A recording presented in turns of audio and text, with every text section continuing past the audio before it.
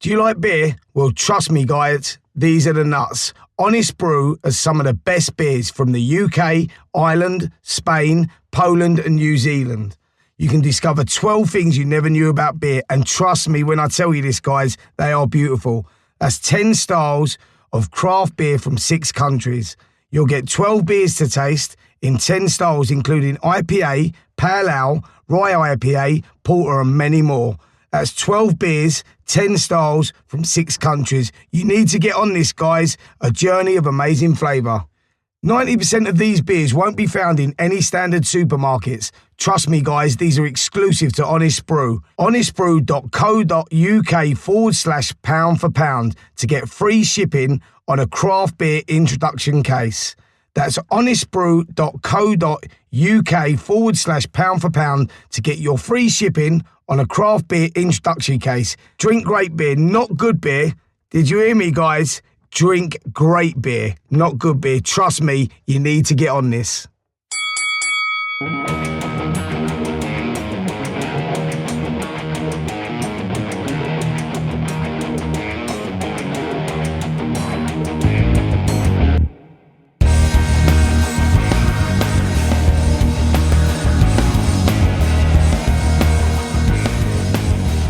Hello, welcome to Pound for Pound, the #1 boxing podcast with me, Jake Wood, and Mr. Spencer Oliver. how are you doing? You know what I'm going to say? I am doing really good. Good. Yeah. Good. What about you? I'm pleased to hear How are it. you doing? I'm a bit tired, man. Tired today. What's wrong? No, I was playing football, wasn't I, yesterday? Yeah, celebrity soccer. We went up there to Derby.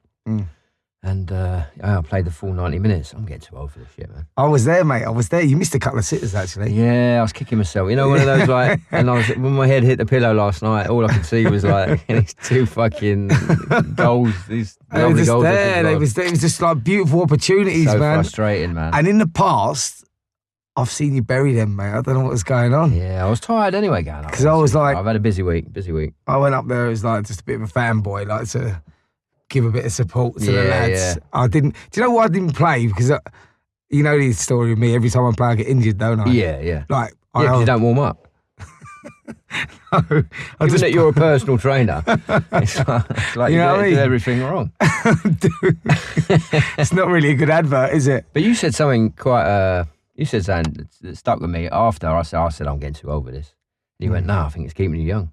Yeah. You might have a point. No, it is a good point. It was good. It is a good I point. enjoyed it. There was, probably about, 8,000 people there or something like that. Again, it's Kevin Cooper in it. It does so well, celebrity soccer. I think they just hit the £1 million mark they've just raised for charities up and down the country over the last 3 or 4 years, something like that. So, we're going to go for 2 million. It's a great game, man. It's a great day out, actually. It's, loads of celebs support it as well, don't they? It's, really good. Danny Dine, midfield. Yeah. Jermaine Pennant was playing. Yeah, that was great to play with him. Yeah. Fucking what a player. Unbelievable. Yeah, all I had to do was make a run and he put the ball right on your feet. It was such a, for me, I love my football, but I'm not, nowhere near any of those sort of standards. It's such a treat, you know what I mean? It's like to see how the game should be played close up. It was good, mate. It was, it was an enjoyable day. Good day. So, you've had a busy week, haven't you? I've been non-stop. So we've been organising this Boxing with the Stars show, which is going really well. Good little lineup we've got. That's coming up this Friday. Tickets are still, a couple are still available, aren't they? Yeah. Boxing with the Stars at outlook.com if you want to come and join us. We've got about 3 TV crews down there. Mm-hmm. We got Jack and Danny down there, from Love Island or something. He wants to fight. He wants to have a fight in December, doesn't he? Yep. So they're going to do a bit of filming at our one there. We've got Big Johnny Nelson boxing. Yes. Yeah. Johnny's boxing in an exhibition bout. That's going to be really good fun. Listen, the bouts we've made, I think they're the best. Yeah, it's our 4th event. I think it's going to be good, man. Yeah, can't wait. I'm looking forward to that. We've got a band. We've got a DJ. What's the name of the band? Well, we did want Coldplay, didn't we? So we tried to book Coldplay, but we ended up with Foreplay. He's going to hate us for saying that. No, he's a mate of ours, isn't he? Yeah. He's a mate of ours. Oh, if you're listening. Just a bit of banter, mate. Yeah. Now, we wanted the Doobie Brothers, didn't we? We couldn't get them. And then we wanted the Isley brothers.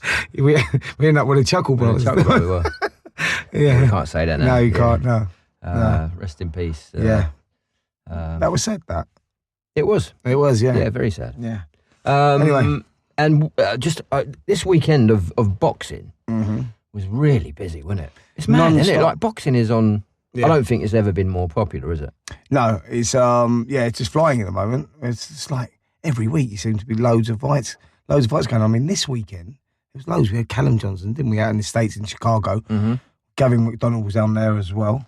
Both put up brave performances, losing both of them. That was interesting. We had Nicola Adams boxing, Ahara Davis boxing, Jack Catterall. That was a good fight. Jesse Vargas. Yeah. Yeah, there was just fucking so much. Jamal Miller. Yeah. Daniel Dubois. Inoue. Did you see Inoue? So the World Boxing Super Series. First round. First round of the bantamweights has started, and it kicked off with the little Japanese fighter Inoue, who's a devastating puncher.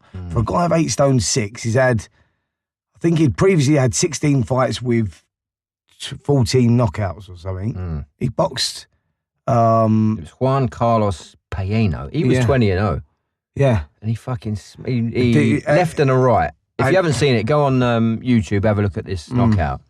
I mean, you don't know where he is. He was gone. He was gone. It was a right hand straight down the middle. Unbelievable. He's going to take some beating in a competition with some good fighters in there. Emmanuel Rodriguez is in there. Ryan Burnett's in there. Tetty's in there. In there. Yeah, Burnett is fighting Anita Donaire. That's going to be a fucking great fight. We were just talking about that, weren't we, about the World Boxing Super Series. It's been a huge success, and we're both really keen on it and big fans of it. I think it's brought out some great fights, hasn't it? And it's been a great addition to the boxing calendar. Look at the super middleweights that's just gone. I mean, it turned out brilliant. You know, George Groves, Callum Smith, in the finals was a great fight. Smith arrived on the big scene, showed that he belongs there, and he's now probably the number one super middleweight. Not probably, he is the number one super middleweight in the world. So I think it's good because you're getting the chance to get all these fighters together now, where it's always been quite political with different fighters, different promoters, different TV stations. Now all these fights are being made, and the World Boxing Super Series is one that the Sauerlands have come up with this idea, and it's, to me, it's worked unbelievable. I think also, sorry to interrupt, but I think the fact that the world titles are on the line as well has made it really significant. And the Ring magazine belt. So as soon as you throw all that in the mix as well, you not only got a great competition, you've got something for stake, haven't you? And sort of, it means something, doesn't it? Oh, absolutely. Fighters. I mean, listen, Callum Smith goes and wins the Ring magazine belt along with the World Boxing Super Series title and the WBA Super title. He goes and wins that, and he's number one in the division. Yeah, and he's only the third person. He's only the third person ever to win the Ring magazine belt at that weight as well. Joe Calzaghe, Andre Ward, and now Callum Smith. I mean, that's a decent. Yeah, I think that's after only 3 fights. Isn't it? So I think a knock-on effect to that is you're going to get other boxers looking at that, aren't you? And they're going to say, right, well, that's the route. That's the route. Yeah. So I want a little bit of that, which is only good for that competition, isn't it? You know. So, it's brilliant. Brilliant. Good for the fans. Yeah. Just quickly, you touched on it, Spence. Callum Johnson. What a fucking performance. I know he lost in the 4th round, but he had Beterbiev down in the 2nd round, didn't he? And I think he took exactly the right tactics, didn't he? He took the fight to Beterbiev. He fucking... that was a great fight, man. Well, the people that don't know Beterbiev, right, this guy's had 12 fights, 12 wins, 12 KOs. And that's, you think, never been knocked down. Never been knocked down. Doesn't sound like, well, why? But this guy's one of the most feared men on the planet at the moment. Now, do you remember Sergey Kovalev? Kovalev. So Kovalev, when he burst onto the scene, when he knocked out Nathan Cleverly to win the world light heavyweight title, no one knew who Kovalev was, and he come over and he was just a monster. Well, this Beterbiev is from the same area as Kovalev and fights very similar to Kovalev as well. And he's got monster, that. He's a monster. Jesus. He's like a feared guy. No one wants to go near him. So Johnson's taken the fight. He'd said that he was going to deliver, and he did deliver. He got, he had Beterbiev hurt and over in the 2nd. Well, Johnson was down in the 1st, wasn't he? But he did it. Yeah, he took the centre of the ring, didn't he, Johnson? And I thought he really gave it. I think of all the fight, I think that's Beterbiev's toughest fight. I agree. To date, and I think although Callum came up short, I think it put him in great standing. I think what it proved as well is that he belongs at that level. Yeah, definitely belongs at world level against. He put a great performance against a great champion, and he can come again. He said he's going to come again, and I believe that.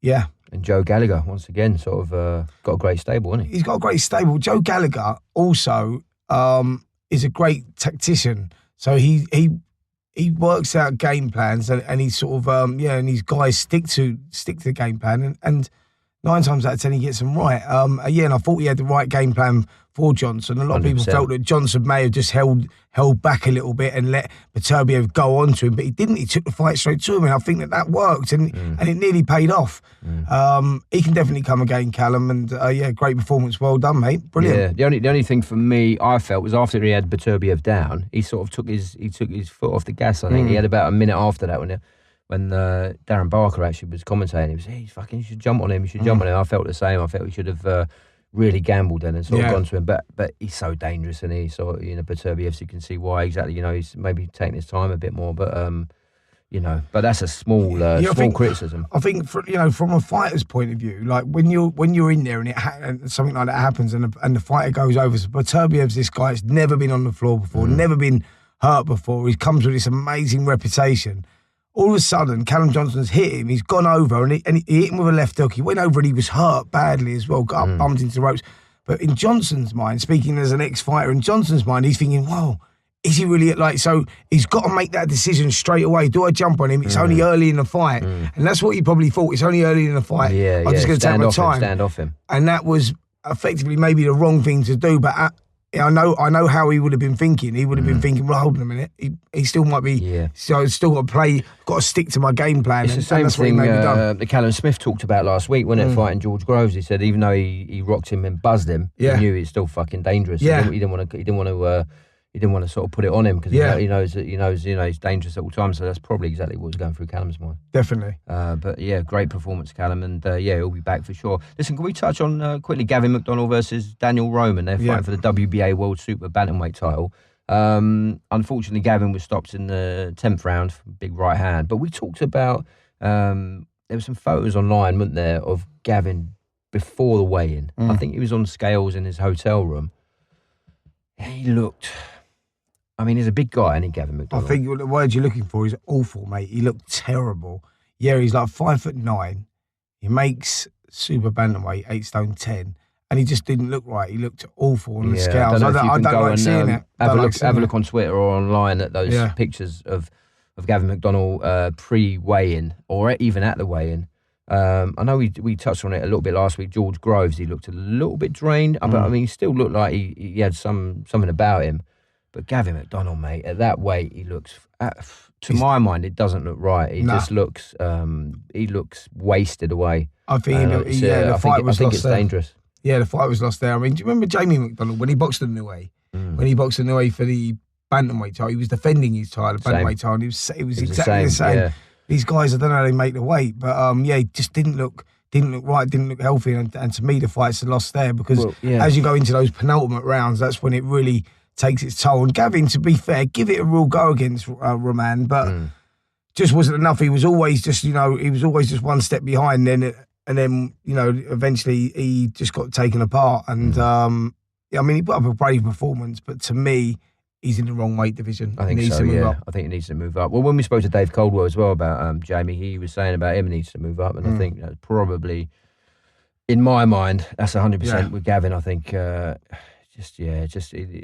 don't see how that can be healthy for a fighter, Spencer, to be that drained, that close to a fight. I don't see how you can give your best effort if you're in that state. Yeah, totally agree. Well, you can't give your best effort. I know how difficult it was to make weight when I was boxing, and it takes so much out of you. And these guys have been making that weight for such a long time. I think it's time. Jamie has moved up now. I think he's moving up maybe featherweight or so. They're talking about with Jamie, and Gavin needs to do the same. They could jump up a couple of weight divisions because their frames would just fill out. So, let's hope that he does that, moves on. But, it was a great weekend of boxing. Cool. Yeah, so much, isn't there? Right, should we go to our guest this week? Yeah, this is a really interesting one. This one is an inspirational person, very inspirational person. His story's incredible, and I'm really looking forward to getting tucked into this one. Yeah, it's Bugsy Malone. He's a grime rapper from Manchester. Real name Aaron Davis. Come from a very rough, tough upbringing. He'll talk about that today. And boxing kind of was his saviour, wasn't it, really? Yeah, his boxing was his saviour. He used to train with a guy, Brian Hughes, I think, up in the Collyhurst gym up in Manchester. Brian Hughes was an amazing trainer. Like, a few years ago, he had all the fighters wrapped around him. Brian Hughes, he was doing big things in Manchester with the boxing, but also big things with the community. And that's where they crossed paths, and effectively, that turned Bugsy's life around. I mean, we'll get the story from him, but that's just from what I know reading about his sort of story. And I'm really interested to get into, how he used boxing as an outlet and how it turned his life around. It's going to be fascinating. Yeah, because he's hugely successful now, and he's had 3 top 10 EPs. His tracks have been streamed 200 million times, and his YouTube channel has exceeded 100 million views. But I think, if you'd just spoken to the 10-year-old Bugsy and asked him, what the future ahead lay ahead for him, it certainly wouldn't have been that, would it? I think it was tough times when he was growing up, and I think sort of this kind of guest for me really encapsulates what we're trying to do with Pound for Pound, and it's sort of we've got the world champions and all that sort of stuff, but I think boxing has so many other benefits, and I think it's important to hear those stories. Yeah, definitely. These ones I really do enjoy doing, because, like you say, we use boxing as the umbrella for what we're doing. We try and do things a little bit different, but I'm with you. I love hearing the stories and how boxing changed certain people's lives, even if they're not really boxers themselves. So this is one that I've been really looking forward to for some time. Brilliant. Right, let's get him on, shall we? Let's do it. Bugsy, how are you, mate? Yeah, okay, yeah. Yeah, all good, mate. All good. Listen, thanks so much for coming on the podcast. I'm going to talk to you a little bit about boxing, mate. Listen, are you a big boxing fan? Yeah, I'm a fan. Oh, cool. How did you get the name Bugsy Malone? I think we better start with that. It's just a name that kind of developed over time. First, I was called Little Bugs, and then it just kind of developed into Bugsy Malone. Right. I think he's a kid gangster or something in the original film. So. Yeah, I remember that film. He's cute, that kid. We first come across you, mate, when you performed live at the KSI fight. We put that event on for the guys. We helped organise the whole event, and you was there performing. Great performance. Oh, thank you. Yeah, nice, mate. Nice. And did you spar JJ in the lead up to that fight, Bugsy? I did. Yeah, I did actually. I did. He was. I messaged him. Yeah. On Twitter. Do you know him anyway, or was that you just tweeted him out of the blue? I thought, I just kind of seen the situation, seeing him as a character, and kind of rated what he was doing. Yeah. He's someone that believes in himself and pushes himself to do different things. But I said, if you need like a training partner or whatever, give me a shout. Yeah. And then he shouted me. I was in London, and I wasn't able to. I was finishing off my album at the time, so I wasn't able to get much training in. So it was perfect for me to, just take myself out of my comfort zone. And how many rounds did you do with him? I can't remember, 3 or 4, I think. Was he decent? Yeah. Was it a good spar? I don't know. I think I've done a little bit of boxing myself. Yeah. And I've always found it difficult when you sparring someone that's a bit of a novice. You don't necessarily have a rhythm or do you know what I mean? They're not throwing the type of things that you train to block. So that just made it interesting straight away. And so yes, he's good. Do you know what I mean? He's good. He can punch. He's got good reflexes and stuff. And he's got character as a person. So I think that comes through in his boxing style. Yeah, he is. He's a nice guy. Yeah. Did you box much as a kid, Bugs? Yeah, I've done a little bit. I used to get into a little bit of trouble as a kid, so boxing for me was just more of a way to have something better to do, stay out of trouble. And you know what the boxing gym's like? It's a bit of a family atmosphere, so it's somewhere to go and something to work on. So even if I was at home, my head would still be on boxing. So yeah, I've done little bits as a kid, but nothing special. Did you ever fight? Did you ever have any fights when you were a kid, or have you? Yeah, I competed in a few little competitions and stuff. Yeah. And then a few like gym fights, and you know what I mean. I had a few situations. I was a prospect. My coach seemed to believe in me, but I just think boxing served its purpose in my life as discipline for a kid that was a little bit misled at the time. Do you know what I mean? Growing up in what area, Bugsy? North Manchester. Right. So where was you boxing out of? The Collyhurst and Moston Club? Yeah, Moston and Collyhurst Boxing Club. Yeah, I learned a lot in that boxing gym. Right. So was you competing ABA level and that? Yeah. No, not necessarily. No. I think when it comes to fighting time and whether I wanted to do it seriously or not, I think I was still at a stage in my family life where emotionally I was still up and down. I was still losing my temper a lot, and some days I was sad, some days I was happy. And like some of the other lads, I don't think I had the same concentration what they had at the time because of my background. So I think I'm a little bit better at boxing now, or in the recent times that I've tried to do it. I'm able to stay more calm and more focused on you know what I mean, the task. Yeah. Do you think it's helped with your focus and all that? You would say it helped you when you were a kid as well?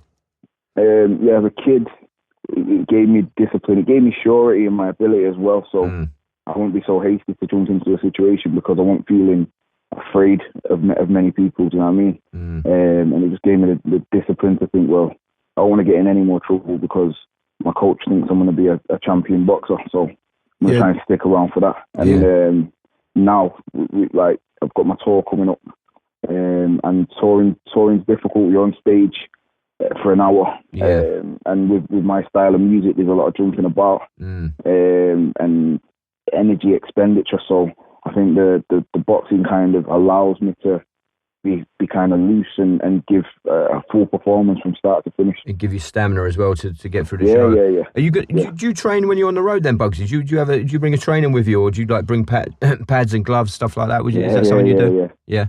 Hotel workouts. There's no gym. Skipping, stuff like that. Yeah, we just try and keep the muscle fibers engaged. I'm always, a lot of my friends are boxers and stuff, and I do keep a good level of fitness up. I try and incorporate a little bit of weights because I've got the luxury of not having to diet and not having to maybe be as agile as a lot of these guys. So I can put a little bit of weight on and still train, but I still spar.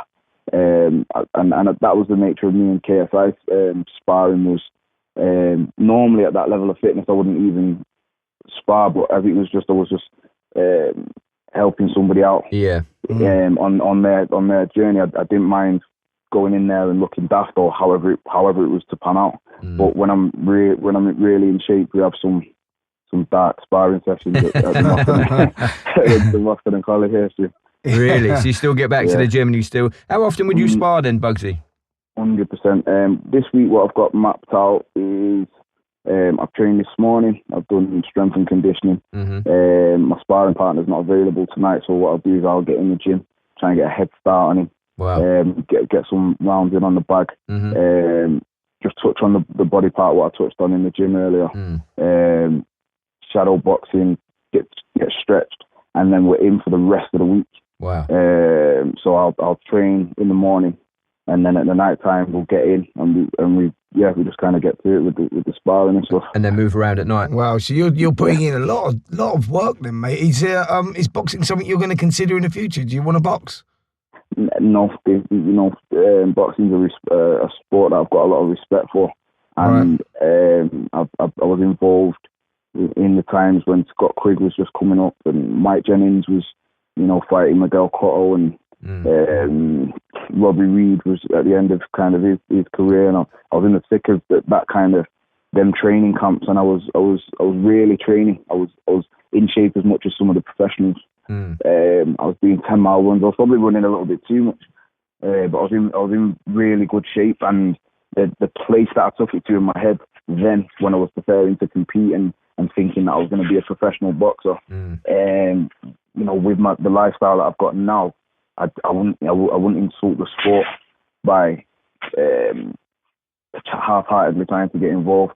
I think my career path now has put me in a position where I've not got much to prove. And a lot of these boxers, they have it hard on the way up, so it's a different different hunger that they're working with. You know what I mean? Yeah, I mean, with that in mind, Bugsy, what's your feeling about the KSI Logan Paul sort of fight? I mean, people were pretty split, like 50-50. Half of people thought it was interesting, quite a good idea, and sort of like diehard boxing fans thought it was a bit of a liberty, really, that they were getting in the ring. I mean, having said what you've just said, what's your feeling about them sort of doing it, at all? I mean, I could have looked at it from two perspectives. If I was still functioning as a boxer, I'd probably be on their side as thinking, a lot of these guys are training, 6, 7, 8 years of their lives and are still not making great money at the stage. It's only once you start getting them title shots that you start to see the proper money, and then in their eyes, it's for a couple of YouTubers to come along and put on an event of that magnitude. I can see where they'll be a little bit bitter towards that. I'm in a different life position now, so I see it from both sides of the fence. Sure. And I see it as a positive thing. I just think these are influencers that are influencing a lot of the new up and coming generation. Yeah. And you know what? They're doing something positive, and they're getting paid to do it. Yes. So I just can't see the wrong in that. They're paid to go in a controlled environment and have a fight where nobody got hurt. So, but I kind of see it probably from that angle more. So I think it's creative. I think it's groundbreaking, and I think that's where the internet's at these days.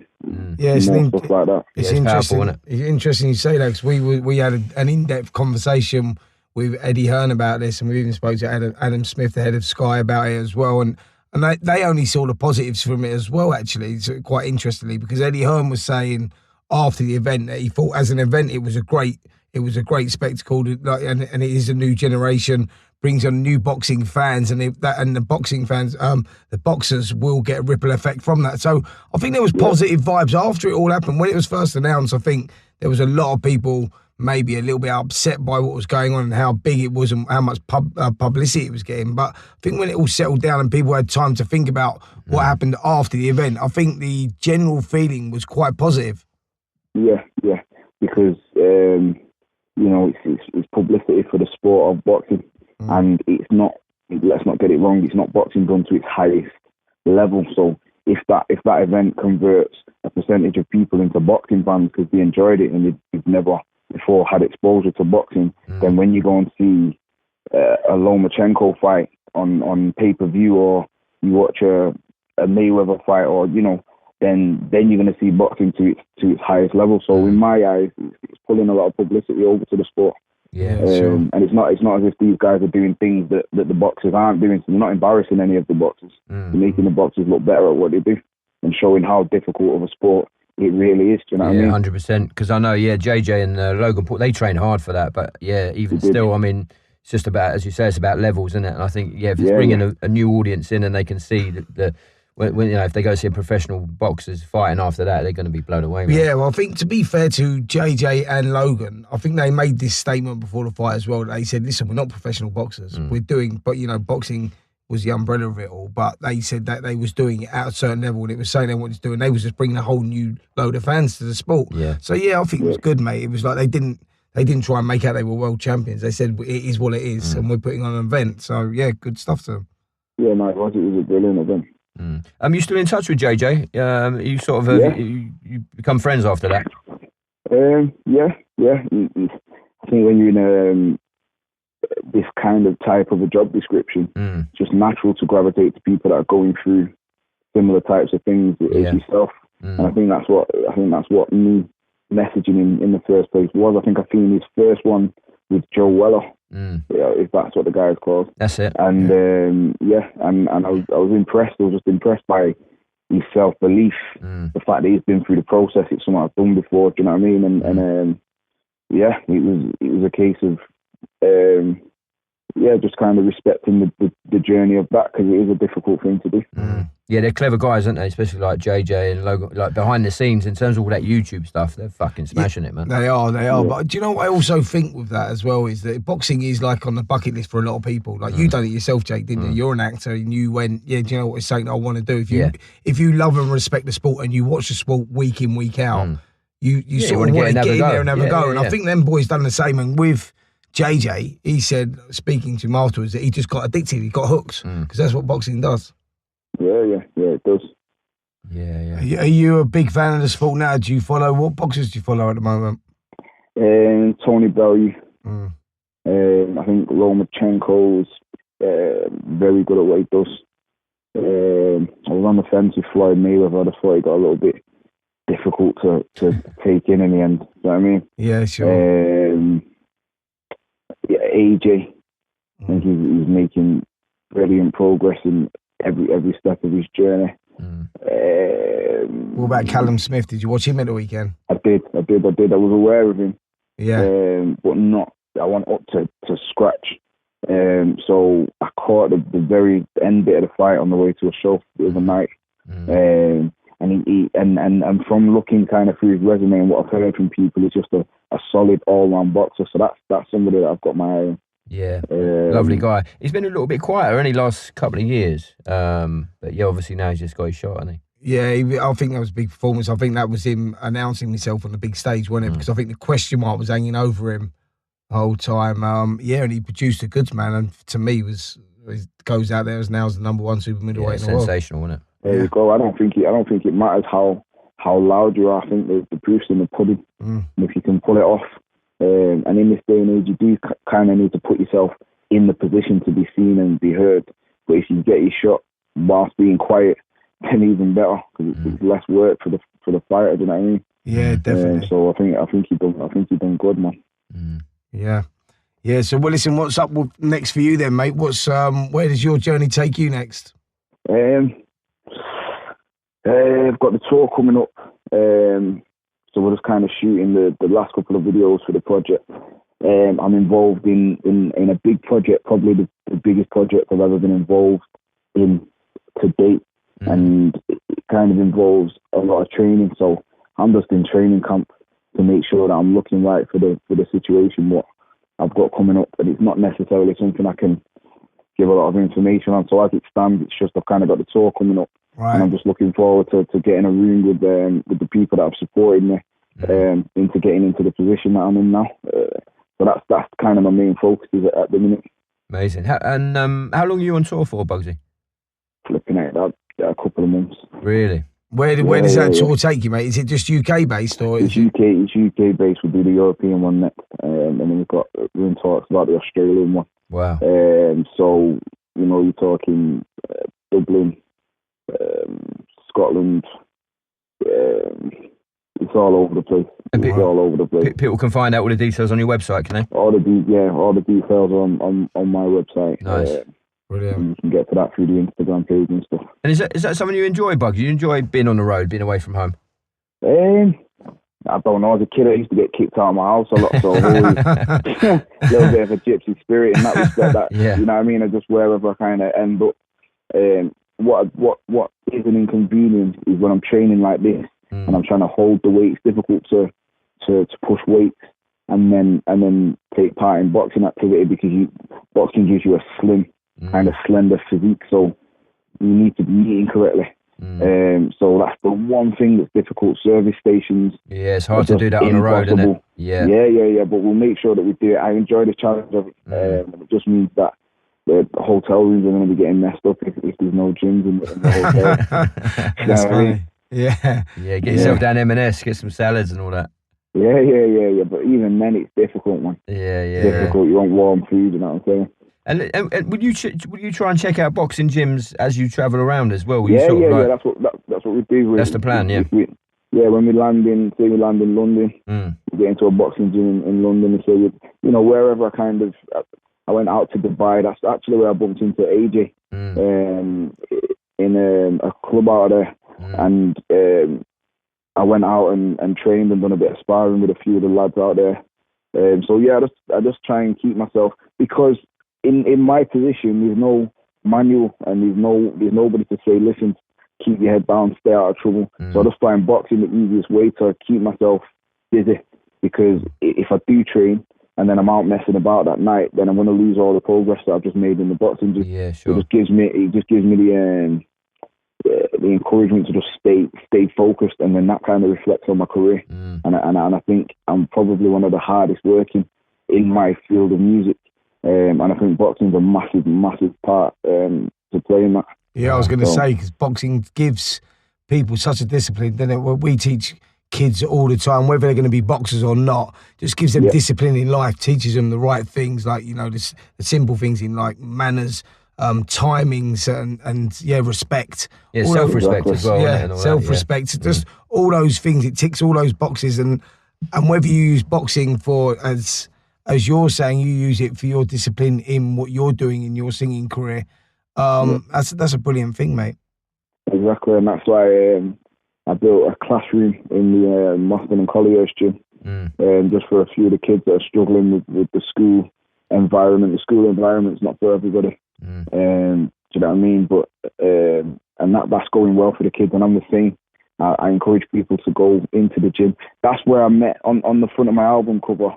There's a young boy on there. The album's called Be Inspired, and what I wanted to do with this album is just kind of it's like a little package of inspiration for people that I wanted to give back. Now the little boy that's on the front cover, I just used to bump into him in the boxing gym. He'd come in and he's a little super fan. So I put him on the front cover and just try to bring an energy to that boxing gym where the kids feel like they've got somewhere to make a start. Because let's not get it twisted, boxing was my start. It was my first unpaid job. I was a volunteer in there. Do you know what I mean? And yeah, my first little bit of discipline, and I was able to see champions preparing for championship fights and stuff like that. So yeah, I think boxing's the perfect start for any youngster that just needs grounding and discipline, you know. So in a way, really, you feel like you owe that boxing gym something for the start that it's given you in life. Yeah, it did, man. I was in there, and what happened is there was a trainer called Tommy McDonald, and the main coach in the place at the time was Brian Hughes. Yeah, I know Brian well. Yeah. So what happened is we would train at the night time, just a couple of rough kids off the street. But it don't matter how rough you are off the street, when you get into a boxing gym for the first time, you're a softie, you know what I mean? But Tommy seen something in us and invited us to the daytime class to meet Brian. And then we met Brian, and Brian just basically said, listen, come and train in the daytime with the professionals. You don't have to pay any subs. And that was just the right amount of encouragement, what I needed to stick at it. I was training with my sparring partner at the time was a guy called Lyndon Arthur. He's gone on to be he might be about 17. He's going to hate me for saying it wrong, but he's 17 and all. He's something and all. And that's the main thing that counts. But yeah, he's gone on. He was in the ABA.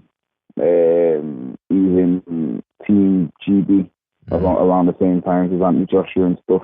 He's also training with Zelfa Barrett. And again, these are guys that have gone on to go and do great things. So yeah, man, it can be a powerful place, a boxing gym environment. Yeah, I mean, we hear those stories over and over again, Bugsy. You know, like go back to Brendan Ingle. We did a whole episode about him, and Johnny Nelson and all the kids in Sheffield that he brought into that gym there. And you hear it over and over again that boxing gyms are like families, aren't they? And they're like saviours for a lot of people. I think boxing gyms with kids that have sort of come from, you know, difficult backgrounds, or they struggle with education, they don't like school life. Boxing gym seems to be a saviour, and you hear those stories so many times. And whether you go on and become professional boxers and do really well, or they do like Bugsy's done and go on to become a great grime rapper or whatever, it just seems to be like boxing is just such a great umbrella for people in life in general. Yeah. But I don't think champions are just athletes. Do you know what I mean? I feel as if champions go throughout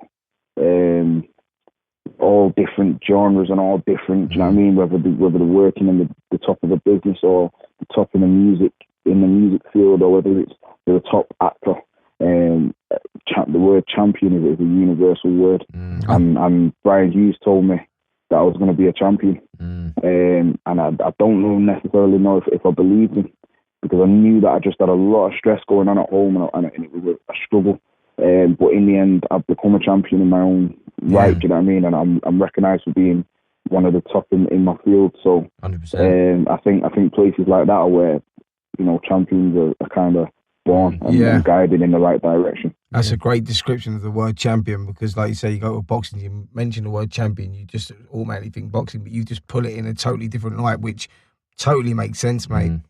Yeah, 100%. And that's why I have to stay on top of my game, because the way I've seen it coming up, because I kind of developed my mind to think I was going to be a boxer as a kid. As each step of my career, I thought, right, this is like a British title fight. If I come through this situation and I come out on top, I go on to bigger and better things. Then it was like, right, this is like a European champion fight. And now getting to a stage of releasing an album, you know, earlier this year, I kind of looked at this year as like, this is like a world title fight. So you use that as a mindset to, like, even though you're doing your rapping and stuff, you use boxing as a mindset. You use that as different sort of levels. Yeah, as a parallel, as a comparison, because if you think of a boxer, when you start to come into a place to compete for a world championship belt, you're not gonna do the same level of training that you've done last time round. You're gonna up the training. You're gonna start swimming to open your lung capacity. You're gonna start chopping trees down. You're gonna start sparring better people. In fact, you're gonna start training in America with the top champions to make sure you. Do you know what I mean? And that kind of progress is something that nobody within the music field comes and says, listen, you need to step all preparations up a level now to make sure that you're ahead of your game. So I just try and use it as a parallel, because I feel as if boxers are always pushing themselves onto a next level, because we've got them next level to aim for, the European Championship belt, and eventually everyone's aiming to become a world champion and unify the belts and get the different, you know, weight categories and stuff. So yeah, let's use it as a little bit of a parallel to keep myself motivated, you know. So really what you're talking about, Bugsy, is like a champion mindset. You know, whether that's in boxing, whether that's in what you're doing, whether you're an actor, you've got that discipline, that self-discipline, that drive, and you're looking at it as a parallel, and you're just driving yourself on, and in your mind, you're a champion. Yeah, 110%. Quality, mate. Yeah, that is absolutely brilliant. We do that in the gyms all the time with the kids that come into the gym. So we get 10 kids that line up. That's exactly the conversation we'll have. When we start opening the conversation, we say, listen, not all of you are going to become boxers, but all of you, if you follow these disciplines through life, they'll always get you to where you want to go to. And I think you've just broke it down perfectly and proved that you can, you know, if you want to achieve something in life, you can do that. And if you use the fundamentals that we use in boxing, you know, you can get there. Yeah, 110%. But Bugsy, if you could go back to a 10-year-old self, if you could go back and visit your 10-year-old self, what advice would you give yourself? What advice would I give myself? I don't know. It's interesting, because at the age of 10, it could have gone one or two ways, and I could have probably stayed on the straight and narrow at that point. But I don't think life had that written for me. So I'm somebody that truly embraces my journey. And it's been enjoyable. The things that I've been through, it's developed me into the character I am now. Well, and I almost. Sorry, go on. No, I was going to say, this is one for them. At what point did your life change? What point because we know you went down the wrong path.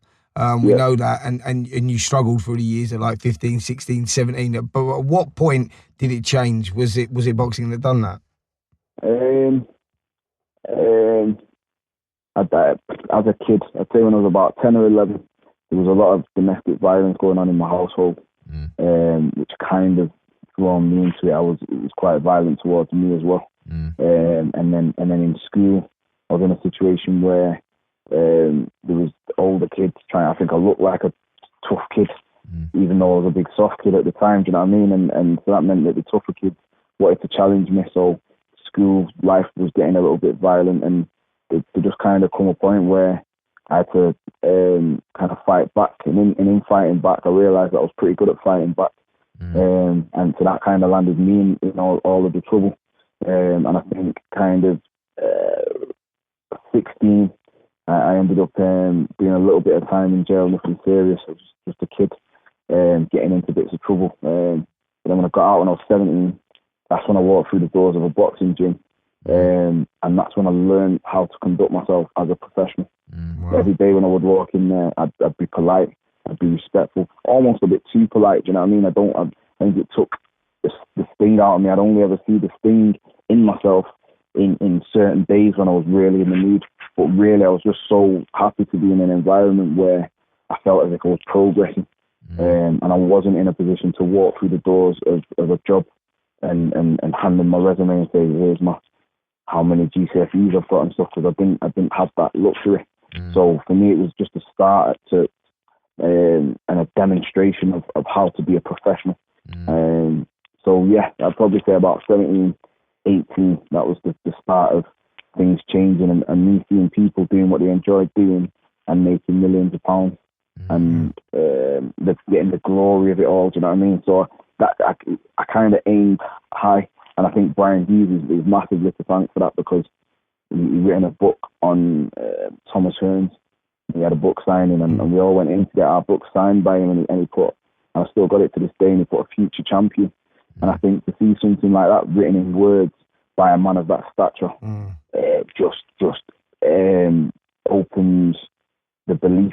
You know, it switches on the belief switch in your mind. So I was inspired by the whole situation, and that's why I've got to this stage in my life now, and I'm trying to switch on the belief switch in the younger generation's head, that they can become somebody too by demonstrating my story. That's an incredibly inspiring story, mate. Have you ever thought about going around to schools and giving those speeches and whatnot? I do it as much as I can. But you know what? I'm not a motivational speaker, and I think when you see people that are doing a little bit of everything to become a jack of all trades, I'm somebody that kind of believes in mastering a craft, and I've got this far in what I'm doing now. So I'm just trying to get to the top of the pyramid of this, and I think the journey and story will kind of speak for itself. And then if the opportunity to speak in a school comes along the way, then brilliant and fair enough. If not, then the kids will end up at my show, no doubt, one day, and I'll speak to them when they're in the audience. So, you know. Yeah, I think you've got I think you can do that through your music as well, can't you? Inspire next generation, and from the example you set. I mean, my little boy Buster is 10 years old. I said to him just before we spoke to you that we had you on the show, and he was really excited. You know, he's obviously someone that he looks up to. He loves grime music and all that. And I think think you, as you say, you can just set that example by excelling, and as you say, being a champion in what you do, and you're definitely doing that, mate. 100%. Yeah. Listen, Bugsy, where would you want to be in 5 years' time? It's interesting because I told myself that by the time I got to the age of 30, you know, I'd be a millionaire, I'd have the fancy things, nice car, nice house. Luckily, I've got there early in terms of feeling secure in life and having a couple of nice things and stuff. I'm a good couple of years early, so 5 years' time would make me 32. I don't know. I just the plan is to, like I say, win the world championship belt and become international, because I just feel like a lot of people coming from the British music scene have hit a bit of a glass ceiling, and my intention is to break through that glass ceiling and see what's on the other side, you know, and do this kind of international, to be internationally recognised as a creator. And I don't even necessarily know if that's for me being an MC, or whether that's for me being, you know what I mean? I think there's a lot of different ways for me to express myself. Sure. And I just intend to keep creating and keep expressing myself and just become universal and international in my whole approach to the situation. Brilliant. Yeah, I mean, we listened to you at the KSI fight. I got to be honest, mate, totally honest. It was the first time I'd ever heard you. It's like we're sort of like the next generation, really. It's our kids that listen to your sort of music. But we was blown away, mate, by the performance, because you hear some of the grime artists and then you hear them live and they're not particularly good, mate. But you was you smashed it up there. You was brilliant. Oh, thank you. I appreciate that. No, it was really good, mate. Wicked. Well, listen, thanks for coming on the pod, Bugsy.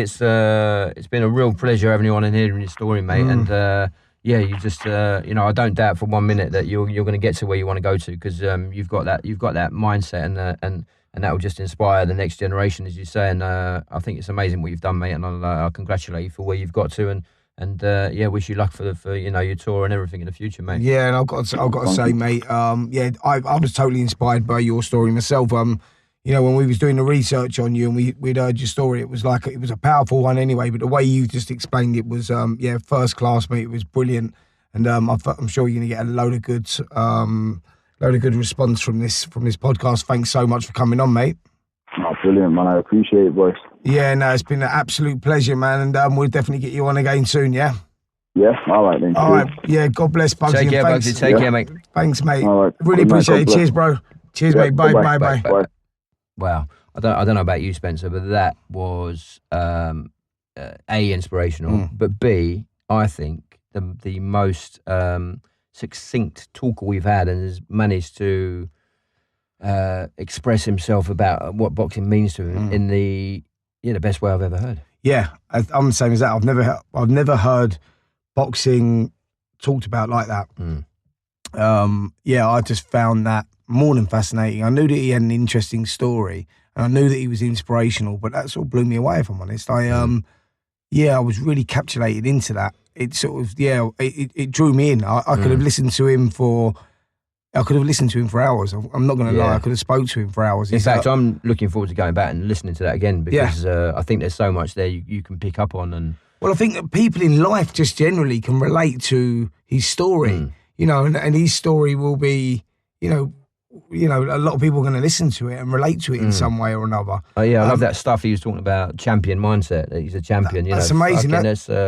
You take that with you through life, don't you? And he certainly has. Yeah, definitely. I think it took me a lot there, if I'm honest. Like, just sort of as in, the way that he uses certain ways of thinking and uses boxing and championship mindsets and whatnot. It was like, it was just really fascinating stuff. I loved it. Absolutely loved it. Yeah, and I've got to be honest, we weren't really sure what to expect, were we, before the interview started? But I think that's one of our best guests today. Yep.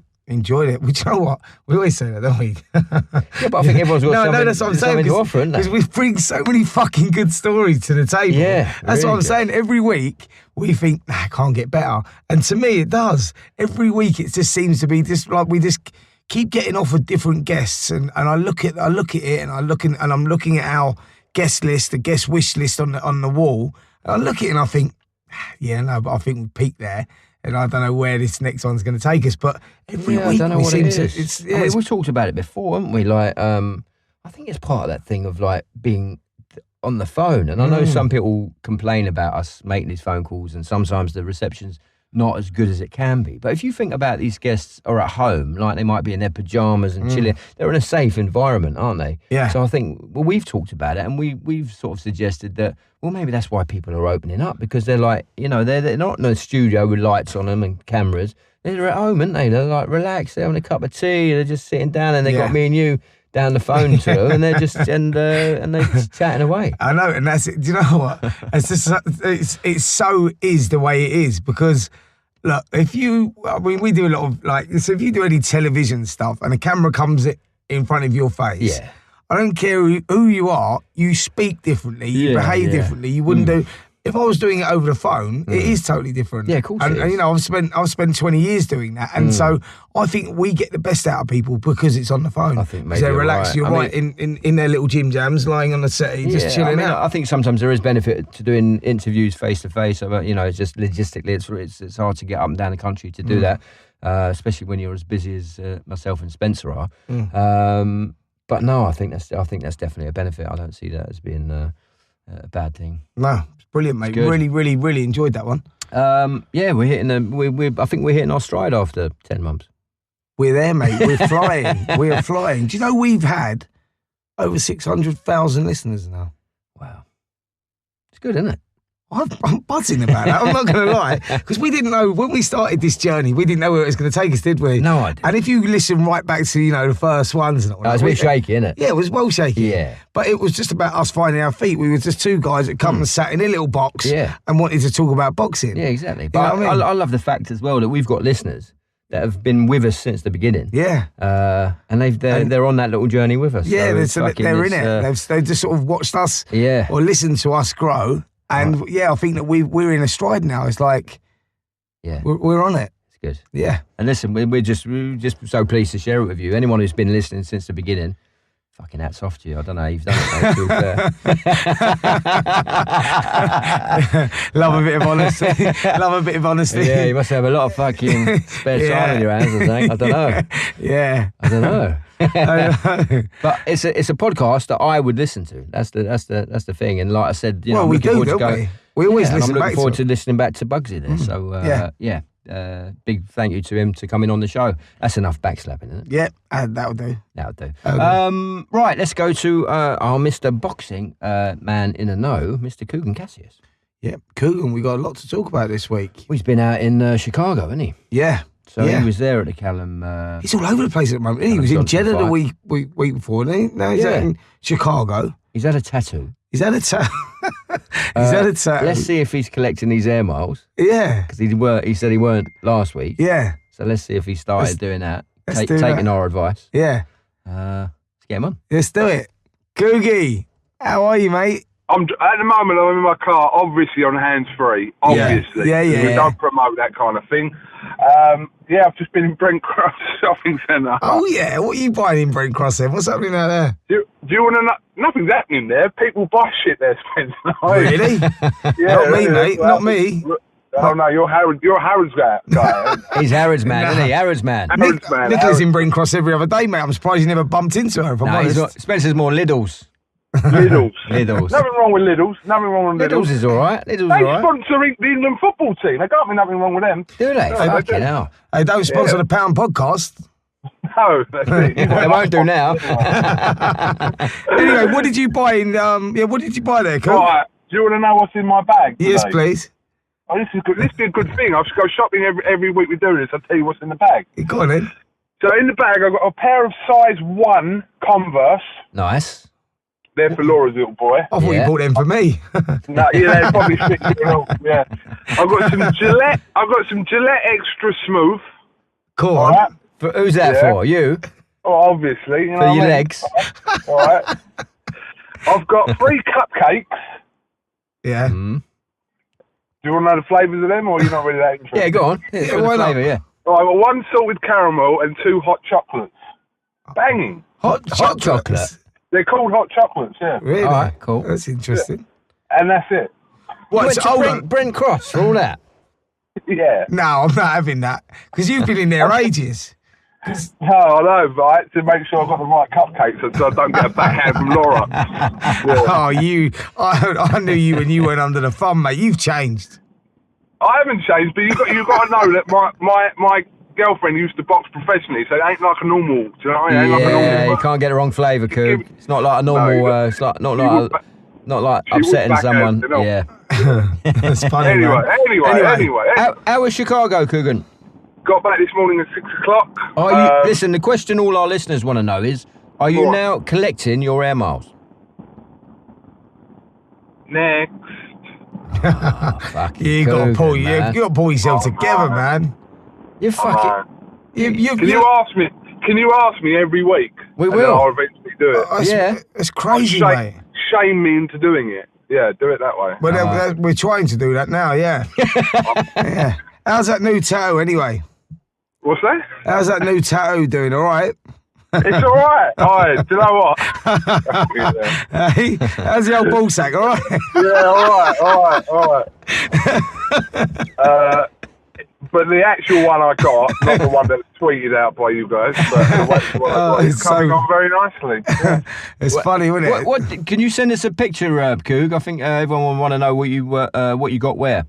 If there's a boxer on your leg. Huh? It's on my arm, isn't it? What is it? What would you get?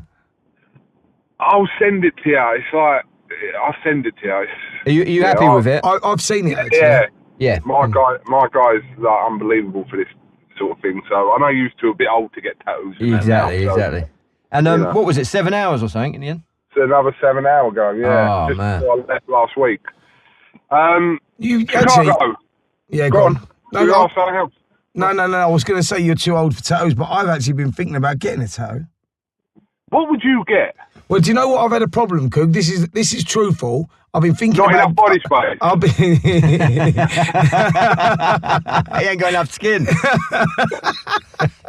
Small canvas, very small canvas. I've been thinking about getting a tattoo since I was 18. I've just never had the answer of what tattoo to get on a small canvas. You've been thinking about a tattoo since you were 18. Yeah, but I've always wanted a tattoo since I was 18. I was going to get a tattoo. Wow. I've had things designed. I've just never got one. You like to think these things through, don't you? Get one. Get one, Spence. Go on, get a pound for pound one. Yeah, I might do See how that. hardcore you I are. might actually do that. Go on, get a pound for pound one. See how hardcore you really are. Where do you reckon I should get it? Like on the inside of my thigh or something like that? No, you want where people can see. God, now, only your missus is going to see that one. And then That's funny. people who get too close to you at the gym. Apart from that, get it on your arm. Get it on your arm. All right, I may well do that, mate. I may well just shock you with that one. Okay. All right, perfect. Well, listen, weekend. What a weekend of boxing. Yeah, it was very eventful in Chicago. Don't really have a lot of kind of big time boxing there, so it come there. So they were on it, as in the Chicagoians. No, what's the person from Chicago called? I don't know. Chicago. Don't know. Ians. I don't know. Yeah, Chicagoans. Nah. The cheese, right? Was that DAZN's first foray into first big show, wasn't it? Yeah, well, they showed the Joshua Povetkin card, obviously, for their subscribers in the US. But this was the first Matchroom and DAZN show, so it's kind of their debut US show. And yeah, production-wise, it was they got a few quid, so it's not going to look bad. It looked very well, and I haven't kind of watched it from the TV side of it, so I don't. I will watch the show back at some point this week, but.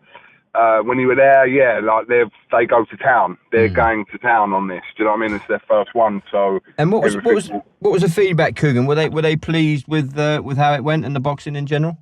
Yeah, I think so. I mean, the boxing's always it's kind of left to chance. You never know how the fights are going to go and how the shows are going to go, etc., etc. But I think the show was very eventful. 10 fights on the bill, and it started off with a bit of a shocker with Eddie Hearn's new heavyweights signing Nkosi Solomon losing on his debut, which was, a little bit of a shock. Had a tough opponent in a veteran, Matt Cameron, who not had that many fights. He's only had a couple of fights, but so can't really call him a veteran, really, after a couple of fights, but he, of age, you understand what I mean.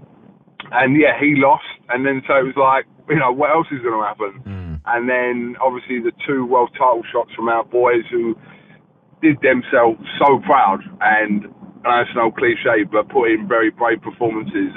Gavin McDonald stopped in the 10th round by Daniel Roman, and that fight between Johnson and Beterbiev was like a 4-round absolute, do you know what I mean? Yeah. And he had his moment in that fight, fight, and he just said he froze. He knocked Beterbiev down.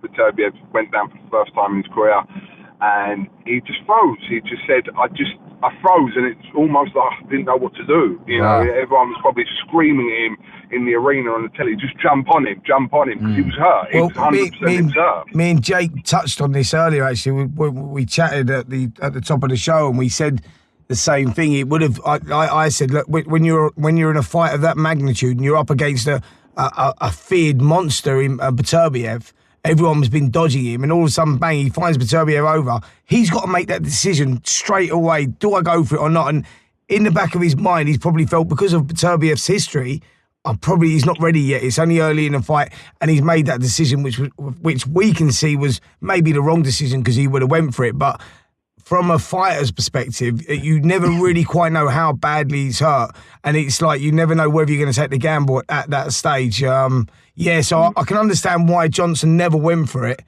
but in hindsight, if he would have, it's easy for people to say he should have jumped on him, but like I said, in the moment, you're right. It's down to sort of starting to switch in Callum Johnson's brain and say, right, just go for it. Yeah. And we always thought that was Callum Johnson's best chance of winning that fight if he approached it how he kind of did approach it.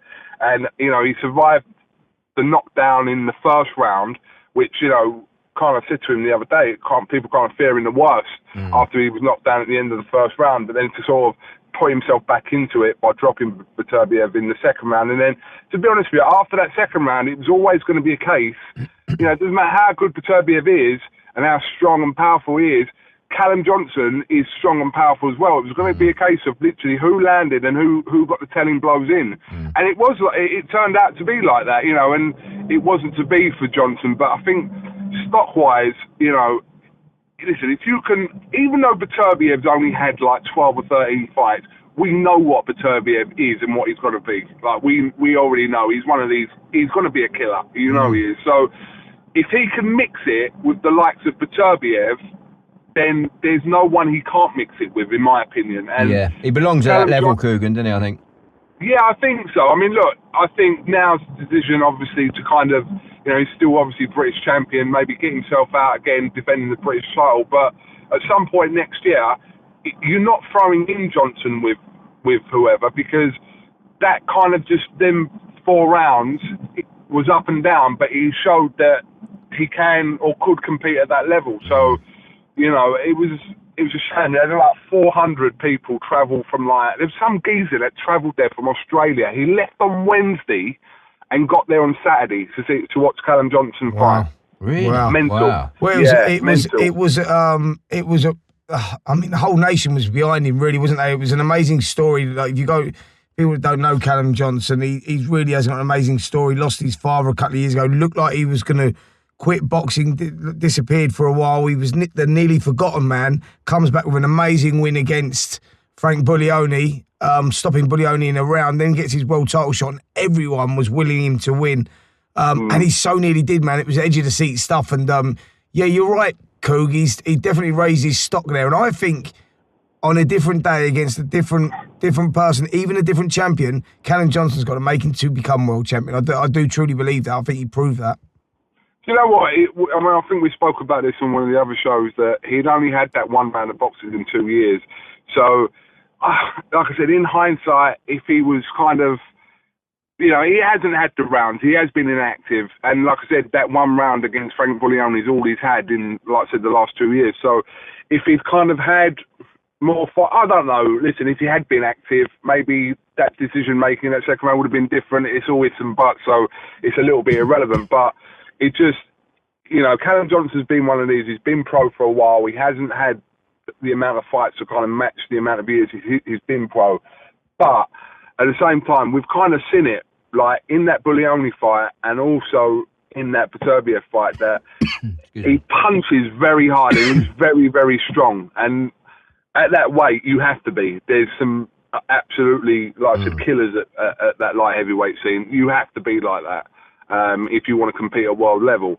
He's got that. Like I said, it's about now kind of not jumping straight into whatever. Is to probably, like I said, he hasn't had the defence of the British title yet. So get him out, kind of, you know. And at some point next year, I'm sure Eddie Hearn will kind of do his best to kind of get him another shot or a world title, you know. Yeah, sure. With whoever's got that belt or whatever belt.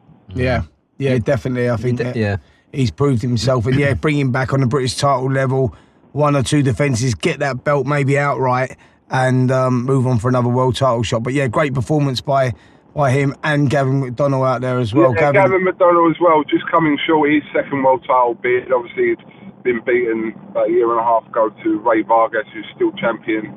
And yeah, just come up against, you're talking about elite fighters in the weight though, you know what I mean?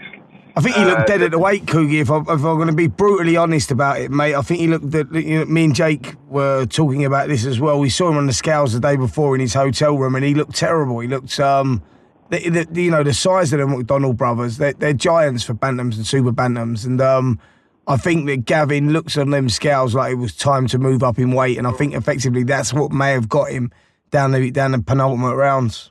Yeah, I mean, he said that, you know, what I liked about what Gavin said after the fight was he made not one excuse about that. He said that he had a brilliant camp, and he said that this is the best version of Gavin McDonald that Daniel Rahman beat. The best version.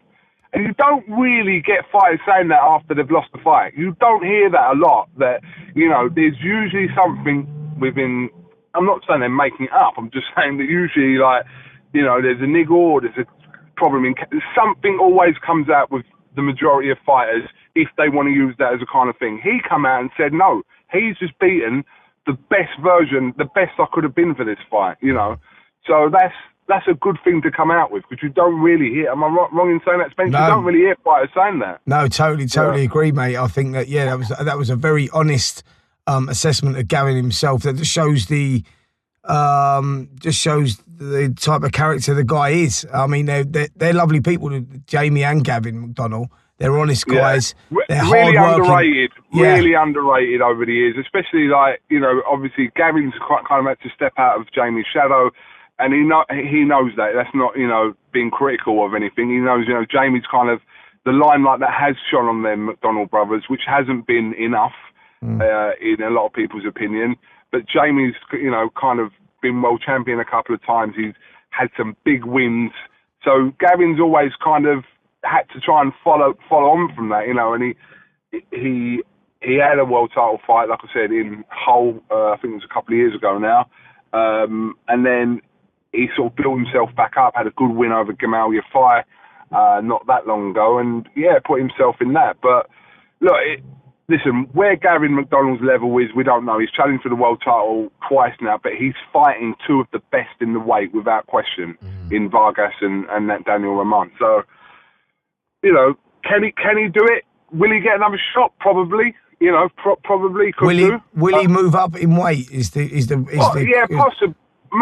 Possibly. I mean, like I said to you, I don't know personally. I know what you're saying. But you know what I'm saying? Like, when you look at a guy visually, and you know, like, so listen, I'm not in it no more, so I look at these guys, and I was one of those guys once myself. You know, I struggled to make the weight, and I know how difficult it is, and I know how you feel and how lethargic you feel when you're that tight of the weight. And he had all the looks of, you know, a guy that was struggling, like the dark eyes, looked very gaunt, very drawn. And I think that if he moves up, you know, to featherweight, even super featherweight, I think you'll see a fast improvement. That's my own personal opinion. I just think that he looked too tight. But it'd be interesting to see where he goes anyway. Did you struggle to make strawweight, really? He would do nowadays. He would do nowadays. Yeah. I struggle to make cruiserweight these days, mate. I was going to say heavyweight, but there you go. Listen, talking about heavyweights, Gerald Miller fighting Thomas Adamek, went to round 2. Was that a mismatch, Coogan? You probably, I mean, look, there's a lot of criticism for Gerald Miller before the fight. About taking that fight with Adamek. You know, Adamek's very seasoned, and you know, not even going to say arguably. You know, we know he's had his best days, Adamek, and you know that kind of proved it the other day. You know, Gerald Miller's 317 pound he weighed in, at 90 pound. Heavier than Adamek. I mean, it's fucking, you know, I remember when David Hayes fought Nikolai Valuev, and it was like, it was a bit like that, wasn't it? But he was kind of, I hope Valuev not listening to this, but a freak of nature in that way. You don't really get people, a lot of heavyweights the size of him, fighting someone who'd just come up from cruiserweight then as well. Anyone that don't know Valuev, he had a head like a medicine ball. It's probably the best way to describe it. It was, Jake, I've never seen a head. Where did he go, Valuev? I saw him, actually. He was in Moscow. Do you know what? He's not fighting anymore, but I saw him in Moscow at the Yusek Cassius. What's he up to now, Coogan? Do you know what? He looks like one of them people I just wouldn't approach. I didn't even go up to him for an interview. I feel like if I went up to him for an interview, and I don't know, maybe, listen, Valuev, if you're listening, or Nick, Big N, if you're listening, maybe I've got you all wrong, but he's one of them people that I didn't really want to go and approach and stick the camera in his face. Coogan, he must have had a real effect on you. You know why? Because you're even being really careful about what you say in case he listens to the podcast. Out in Russia. You know what I mean? Mr. Valuev, if you're listening. Yeah, Mr. Valuev. Listen, Spence, I don't know who fucking listens to this podcast. He may be sitting in his fucking kitchen. Well, I've just said the geezer's got a head the size of a medicine ball. All right, well, good luck with that. But anyway, they named the show. Do you remember, Spence? They named the show David versus Goliath. Goliath, yeah, I do. And it was like quite actually named, but. Yeah, well, look, I'll tell you what the height difference was. Sorry, just quickly. So the height difference between David Hay and Valuev, because I'd done a piece for Sky with it, was my height versus Glenn McCrory's height. That was the height difference between them two. So it's got to be bigger than that, surely. Well, listen, I'm 5'4" and Glenn's 6'3". So you're not 5'4". All right, 5'5" on a good day. You're 4'11". I'm 5'5". I'm 5'5", and if I wear heels, I'm 5'9". 5'9". Oh dear. But no, Miller looked fucking massive, wasn't he? Over 300 pounds. Yeah, he's just a big. I mean, he's a big guy. But look, the fight was what it was. He's moved on from that. I interviewed Miller. I did a 45-minute interview with Miller the other day, and I think what people kind of want to see Miller in the kind of test. I said to him that, with Joshua, Wilder, and Fury, each one of their fighters have had their kind of acid test at heavyweight. I said Wilder with Ortiz and Joshua with Klitschko and Fury with Klitschko. They've kind of had that. Miller hasn't had that yet, and Miller's, 30-odd, So we want to see kind of how good Miller is. Who would we suggest? Who would you think would be a good caliber of opponent for Miller at this stage? I don't know. Listen, I quite like. I know Dylan White's got Dylan White's got a lot of options in a minute, but at some point I wouldn't mind seeing that fight between Dylan White and Gerald Miller. I would say, from being honest, Dylan White is ahead of Gerald Miller. He didn't see it like that, but he's ahead of Gerald Miller in the pecking order, just because of the opponents that Dylan White's probably faced. It shades the ones that Miller's faced. So, but I would like to see that. I'd definitely like to see that. Derek Chisora would be a good matchup, wouldn't it? That'd be a great fight. There's a lot of them fights that Miller could be in. He hasn't been over here yet to have a fight. So, I know that he's obviously in the process of changing teams and stuff and people who represent him. So there's a few things going on in New York he was telling me about. But yeah, we don't know how good he is. We don't know how good he is. Like I said, he's answered and bowled over everyone he was meant to or whatever.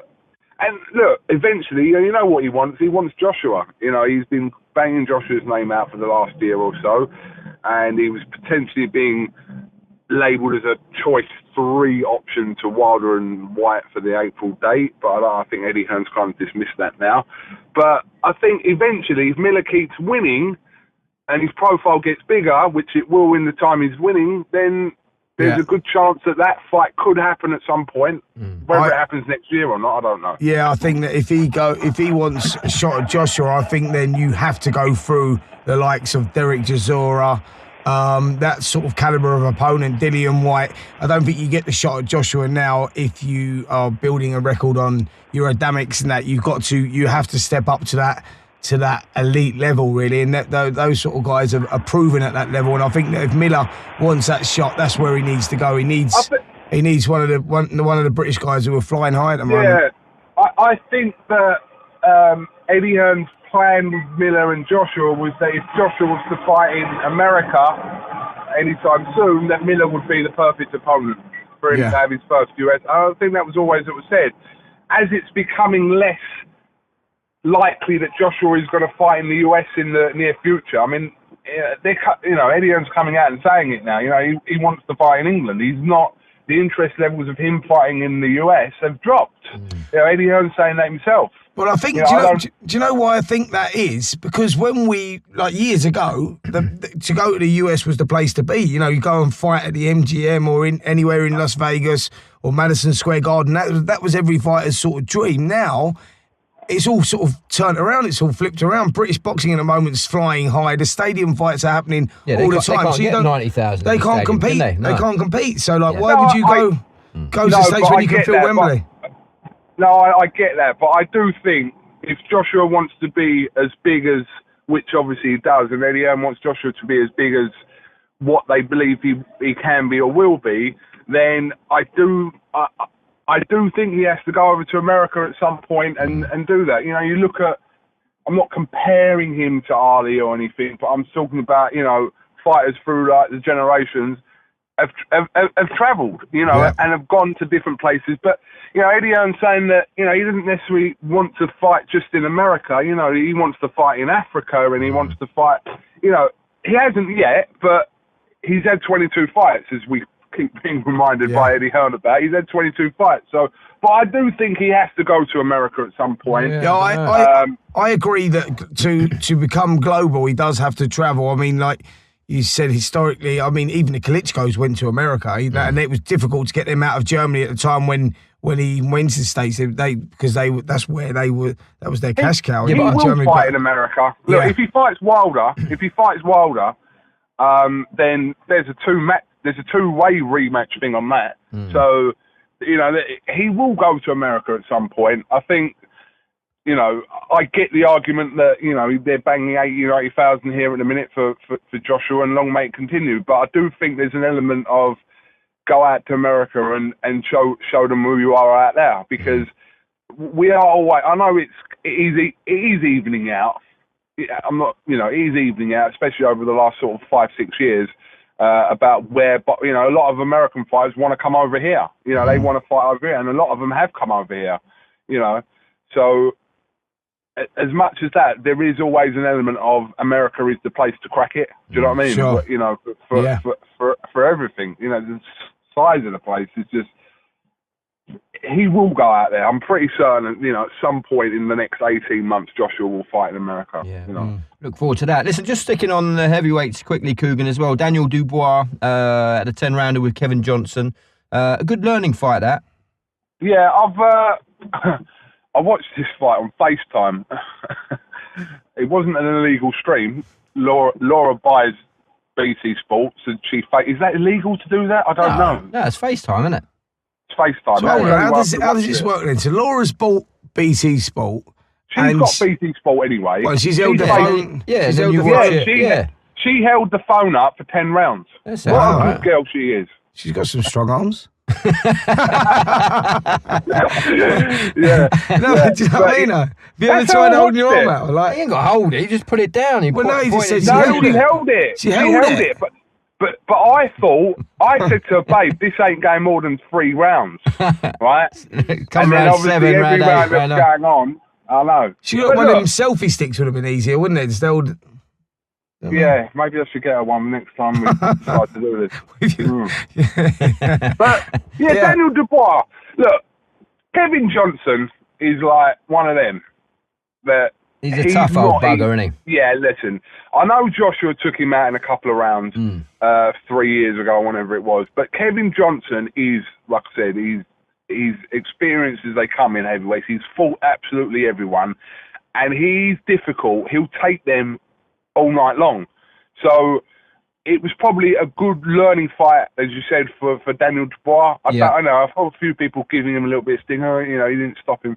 But look, I think for him to kind of get rounds in experience and gain 10, first time he's gone 10 rounds as well, it's not going to do his career any harm. And I wouldn't. What are people suddenly saying? Oh, he's not a big puncher now because he didn't take out, you know, Kevin Johnson. No, he's a massive puncher, Dubois, isn't he?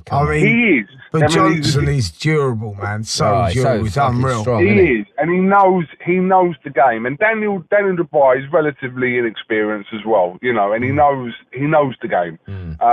So, do you think Dubois got the potential to go on and mix it with our top British heavyweights at the moment?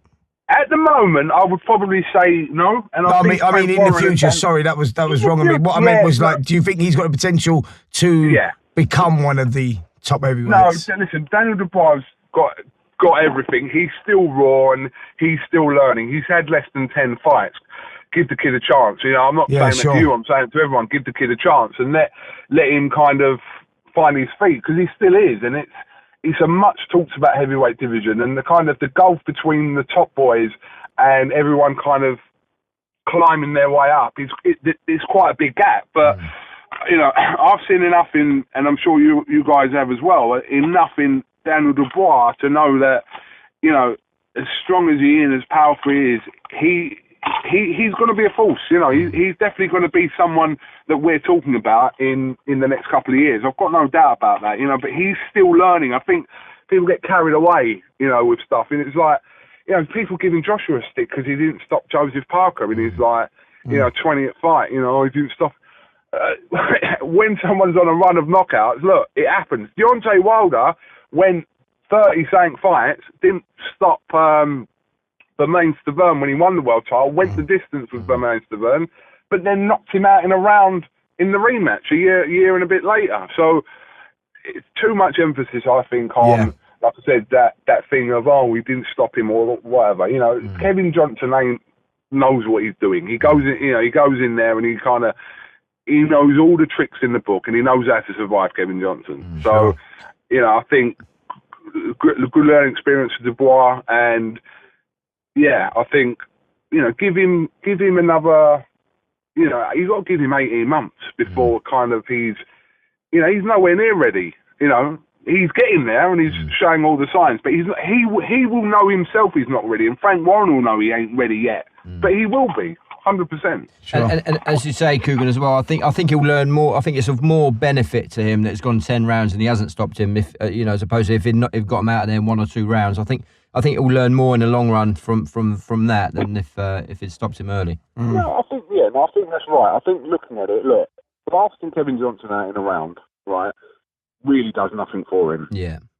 He probably would have wanted to stop him, even if it was after 7 or 8 rounds. Of course, he would have wanted to stop him. But at the same time, that 10 rounds ain't going to do him no harm whatsoever. No harm whatsoever. All right, yeah, so Lewis Ritson gets his chance for the vacant EBU title against Francesco Patera. What do we know about him? What do we know about Patera? Patera's never been stopped. Fought Sean Dodd, I think, a couple of years ago. It's a good test for Lewis Ritson, this. Lewis Ritson, again, Lewis Ritson's raw. Lewis Ritson is still learning as well. He's just, he's knocked out all these guys in the last good fighters in the last 3 fights. Give him time as well. It's easy to get carried away with stuff. And if Lewis Ritson goes to the with Patera, don't jump on his dick. It's like, look, that guy's in there and he's never, I don't even think that guy's gone down. I'm pretty sure that guy hasn't gone down. So it's an interesting test for Lewis Ritson. And like I said, I think it's important, like I said, not to be carried away if the fight does go the distance, because Lewis Ritson is still, very powerful at that weight. Yeah, he is. He reminds me of a young Scott Harrison, Lewis Ritson, and stylistically, he's a bit of a machine, isn't he? He's just burst onto the scene in the last 12 or 18 months and flying high. I'm expecting a good performance and victory on Saturday from Ritson. Good undercard as well. Joshua Buatsi, Dave Allen, Glenn Foote, Fowler. Who's your pick out of that lot? To be honest with you, Dave Allen's on the bill. I don't know too much about Dave Allen's opponent. He's got a decent record. But yeah, he's looking for a big fight by the end of the year, I should imagine, good old Dave Allen. So, let's see how he gets on. But, Buatsi, interestingly, a guy who fought the other day, Anthony Sims Jr. I don't think this fight was actually televised on Sky, but guy Eddie Hearn signed, the light heavyweight. He keeps mentioning Buatsi's name. That could be a future matchup at some point in the next 18 months as well. That'd be a great fight. That Sims and Buatsi, like the sound of that fight. But it's a great card from Newcastle. So. I'll tell you one that stood out for me from Newcastle, and this could potentially be fight of the night for me. Glenn Foote versus Robbie Davis Jr. That's a great fight. That's cheap support to the bill, and that's for the British title, and that's a very good fight. Robbie Davis Jr. Against. I was talking to Glenn Foote. Glenn Foote hasn't had that many fights as much as you think. I feel like Glenn Foote's been around for. It seems like he's been around for ages. I remember him being in prize fighting years ago. Spencer, don't you remember that? Yeah, I do remember that. Yeah, he won prize fighter, didn't he? I think that one. Yeah, he did. Yeah. Yeah. 1 second, boys. Sorry. Thank you. Hi, you're right. Yeah, lovely. Thanks. I've just come in the gym. So I'm doing everything as I'm talking to you. You've been on a mission. Yeah. I'm on a mission today. What's going on? What, are you getting ready yeah. for one of our Boxing with the Stars shows? What are you doing? Not yet.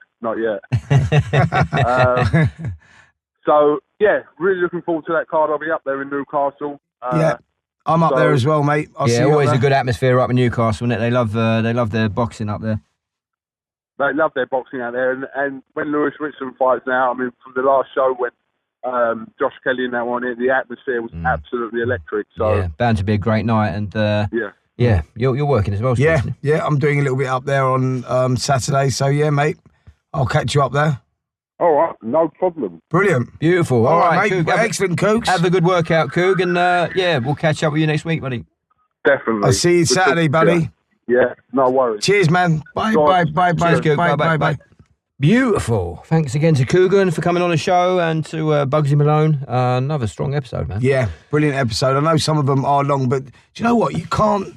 How can you cut it down? We always talk about maybe trying to keep it to an hour, as close to an hour as possible for people and everything else. But when you're getting top quality stuff, mate, you just got to let it run, haven't you? Coogan's so interesting as well, isn't it? He knows everything that's going on, and yeah, I think we get tweets both ways, and we get tweets saying it's too long and some tweets saying it's too short. But yeah, brilliant stuff, mate. Loved it. Listen, just a quick reminder, we're on tour next year, the Pound for Pound live tour. Come and see us, meet and greets available, and yeah, we're going to have a fucking great... We've been talking about the show, what we're going to do. Oh, it's going to be fucking awesome. Yeah, it's brilliant, mate. It's just going to be a whole lot of banter, boxing talk, brilliant guests.